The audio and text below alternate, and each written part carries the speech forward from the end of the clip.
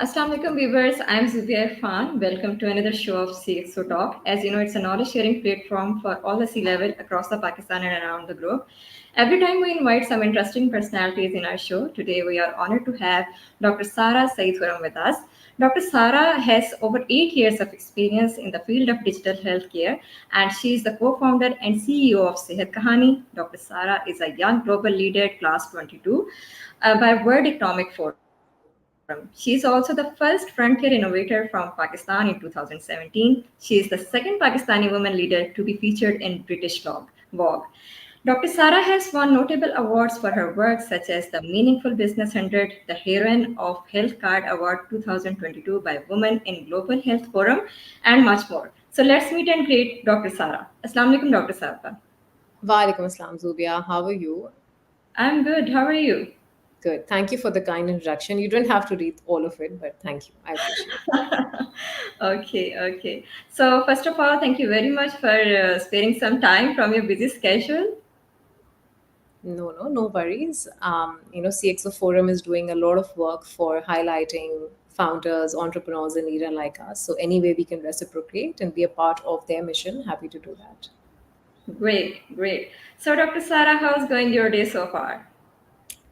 My day is going well. It's going busy. It's Great. almost the end of the week, but it's going well. Thank you.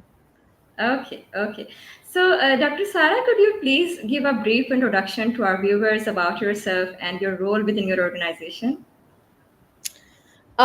Sure. So I am a medical doctor by profession. Actually, I'm a Okay. doctor entrepreneur. So I did my medical Okay. degree from Dow, and then Uh-huh. I transitioned to create Sehat Kahani because I Okay. was inspired by some real life incidents around me.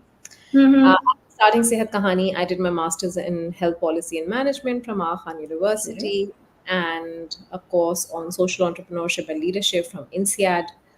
And I am a mother of two girls, and I have been Mashallah. running Sehat Kahani for the last 7.5 years now, along with my co-founder, Dr. Ifat Zafar Agha. Okay. So, can you share a bit about your educational background and what led you to choose this particular field of study? So I didn't choose it myself. My Uh-huh. parents really wanted me to become a doctor. So ever Okay. since I was 5 years old, I'm Right. youngest of three siblings, so I have two older Okay. brothers. So our career paths were chosen by our father. So he wanted my older brother to become an engineer. He wanted my Okay. middle brother to become a banker, and he Okay. wanted his daughter to become a doctor. So we all three followed the path. So I knew from age 5 that I had to become a doctor, and then all my life I studied to get into a medical college. So I got into Dow Medical College in 2005. Mm-hmm. I studied there for 5 years, and I think that is where I saw some real life instances that really propelled me to create Sehat Kahani.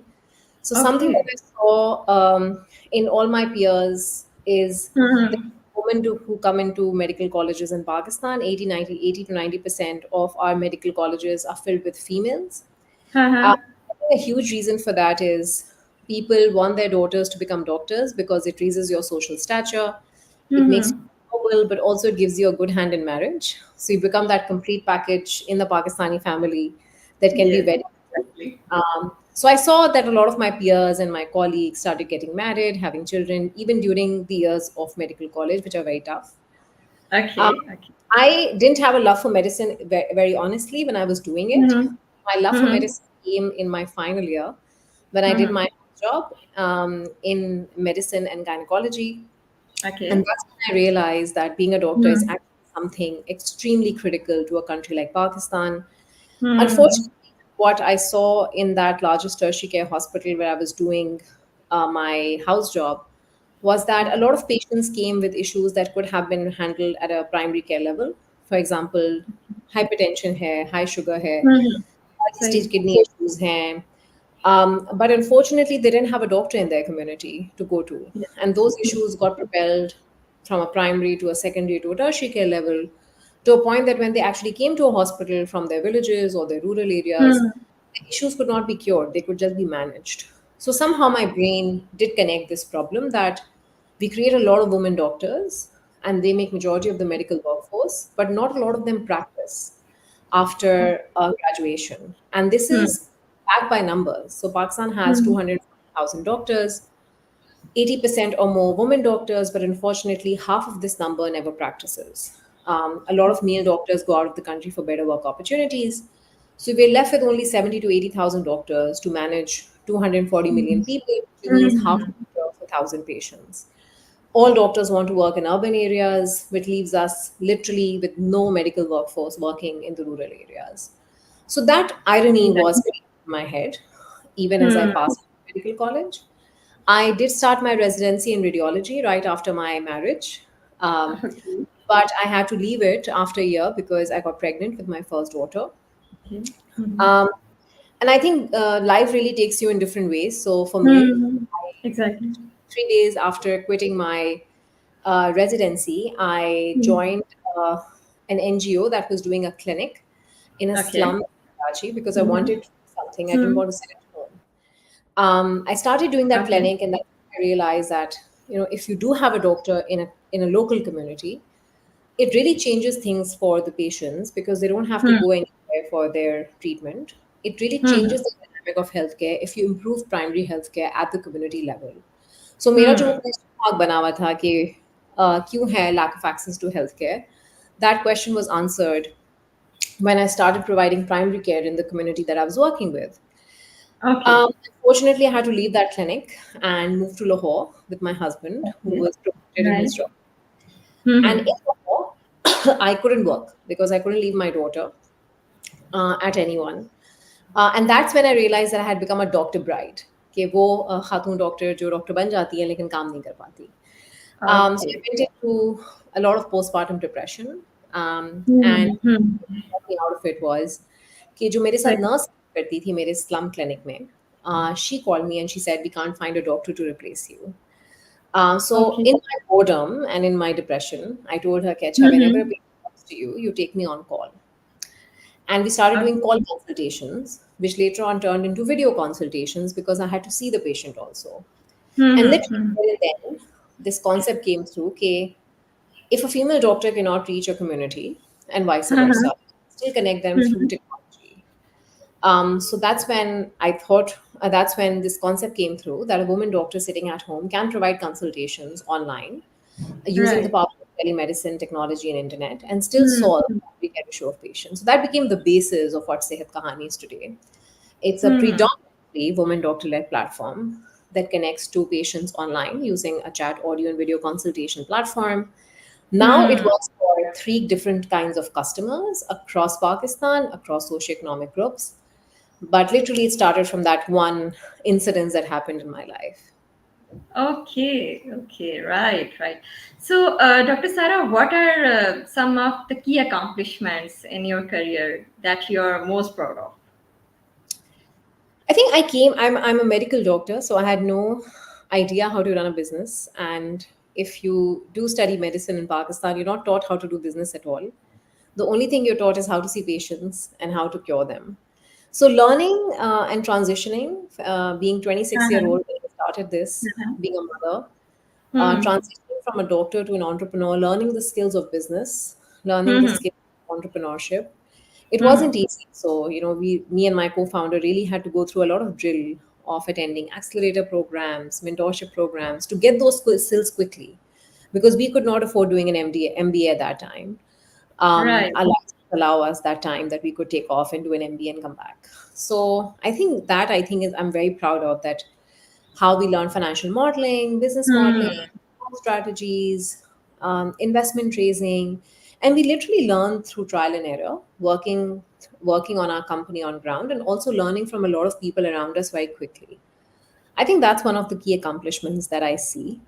Um, Second, I think we were able to raise funding at a time Okay. a lot of women-led companies were not raising funding.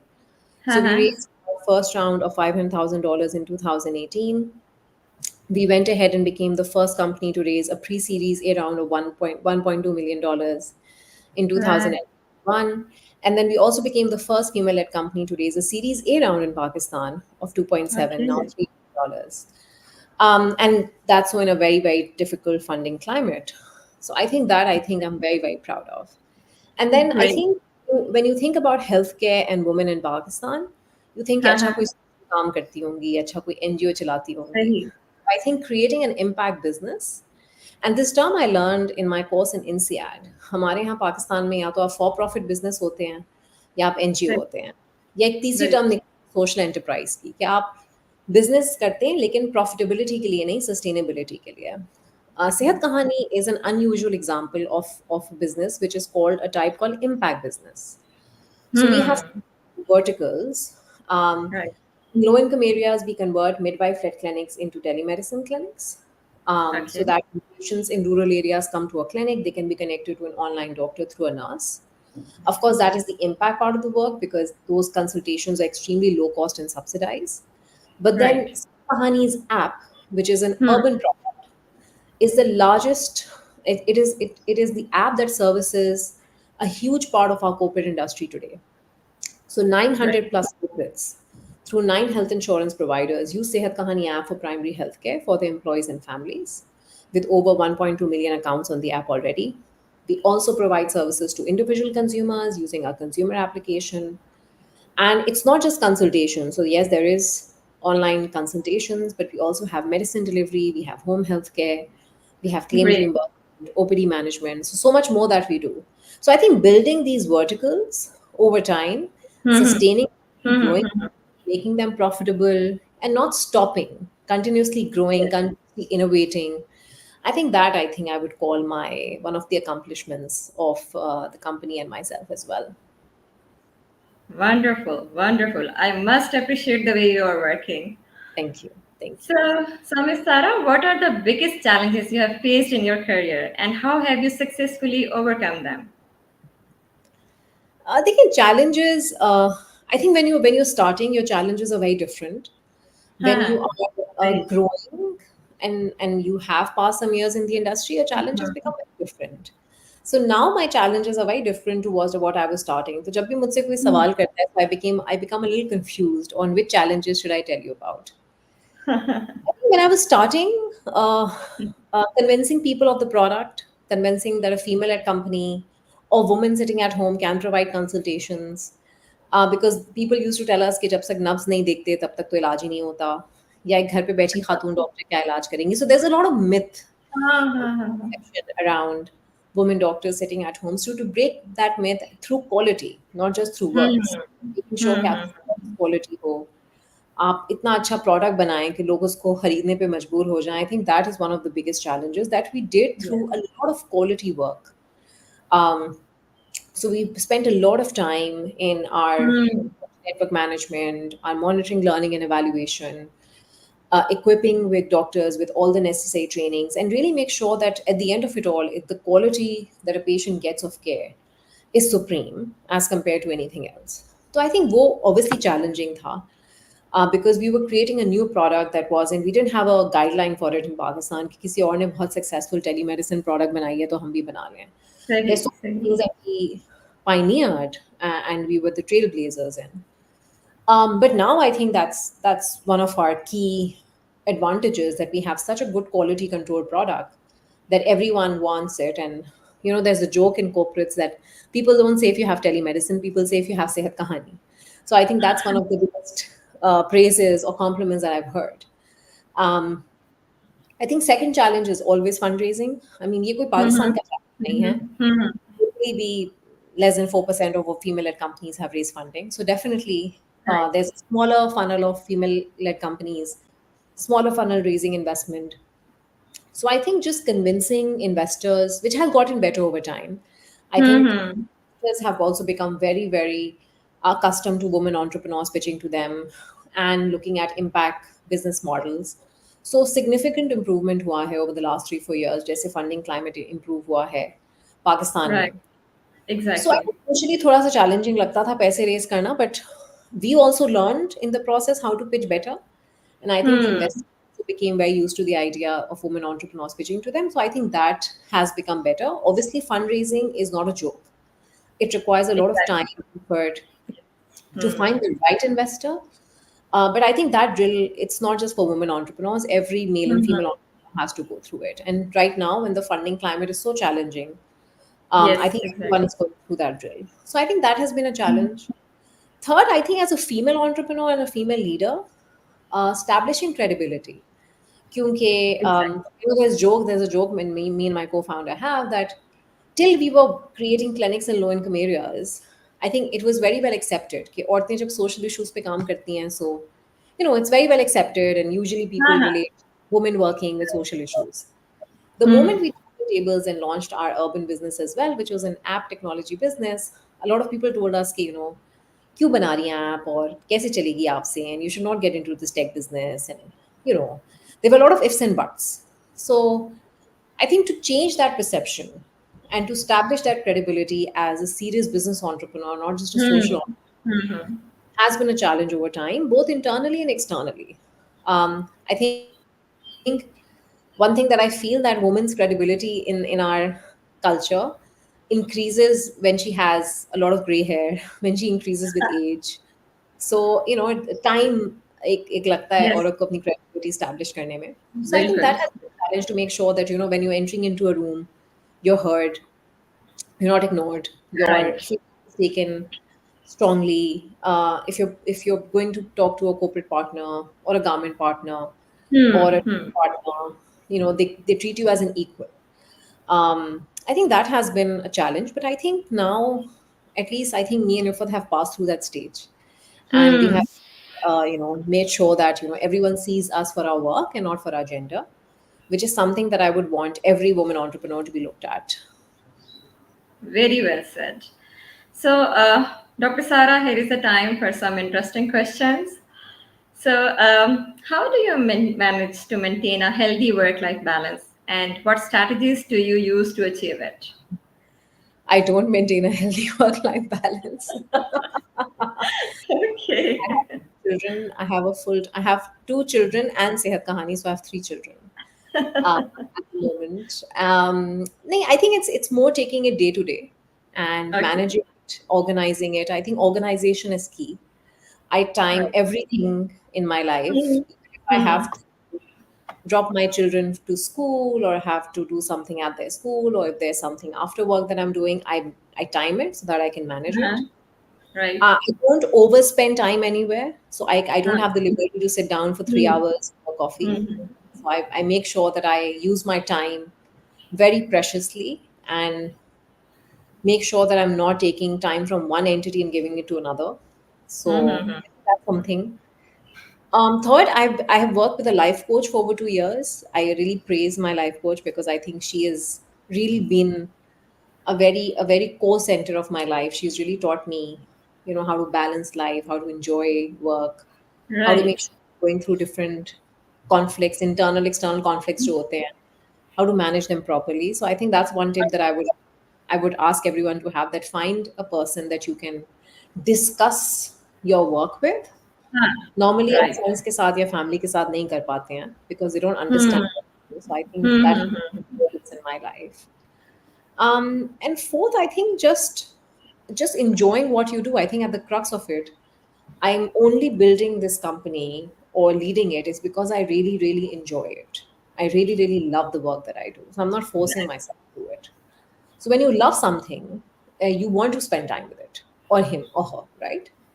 So similarly is the case with my work and my children and my family. I love them all, so I want to be there for them. So I think that's one tip that I would Right. everyone to spend time with me has maintain it all together. But it's not easy. So I don't want to create a rosy picture. It's not easy. One brick falls from that table one day, and it creates a mess. But then there is another day, and you figure it out. Okay, I do agree with you. So, Dr. Sarah, could you please share some of your hobbies or interests?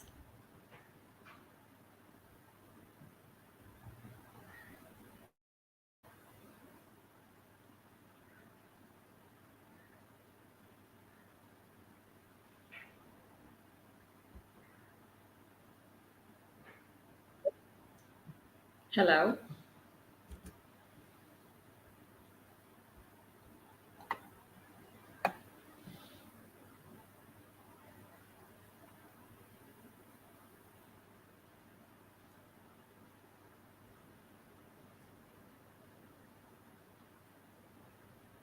Hello. Yeah, I can hear you. Okay, I think there was some I can internet hear you. connectivity I issue. think I have a slight So, problem. I think we're having a slight. Yeah. okay. Just give me a second.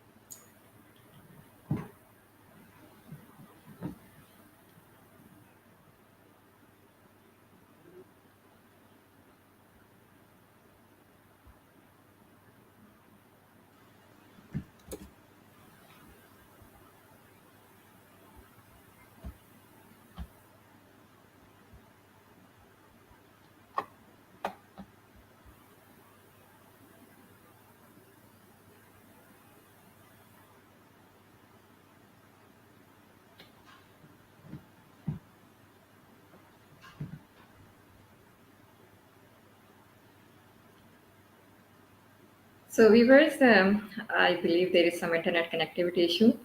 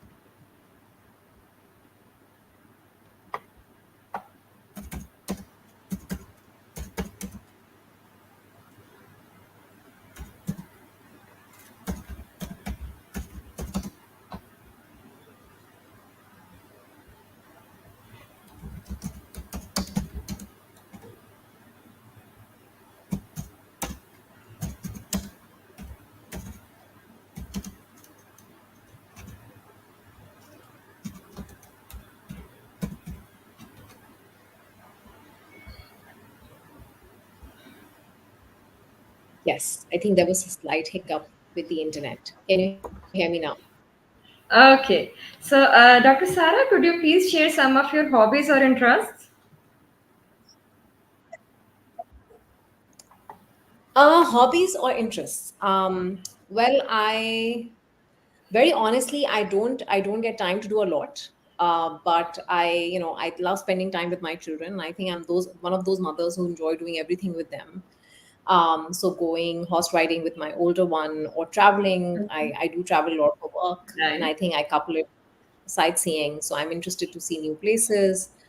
Reading books when I get the time, catching up on Okay. movies. But honestly, Right. I don't get a time. I don't get a lot of time in my day left for myself. If I do, I prefer that to sleep. Um, Okay. uh, yeah, I think spending time with family is one of my hobbies and one of my interests, and making sure I'm available for every one of them. Yeah. Great, great. So, in the end, I would like to ask, how do you think CXO Global Forum will impact your professional journey and the industry you are in? I think there's a great power in community. Whatever, Yes. however I have grown, I think it's Hmm. not because of my own self, but because of the communities that I was a part of. And a lot of them were professional communities that really help mentor me, grow me, nurture me. So I think having a community of people that understand the work that you do, that understand your challenges, that can help you out, that can make connections, that can open a network for you, is very important. So I think every community such as CxO Forum that gives an opportunity to people to come together and collaborate and connect, I think it's extremely powerful. And if more and more people join it, then it would have greater impact. So for example, if I need help in seeking a contact or finding a Hmm. collaborator, just writing it in the CXO global community, which helped me connect much faster than going myself. So I think there's a lot of power in community. And I think that community needs a certain tag. So, we're CXO Global Forum members, and I will always have more affinity for another member. And that is a very powerful connection to create and to have. Very well said. So, Dr. Sara, we wish you more and more success in your life. And it has been a wonderful conversation with you. I hope our viewers will learn a lot from it. Thank you. Inshallah.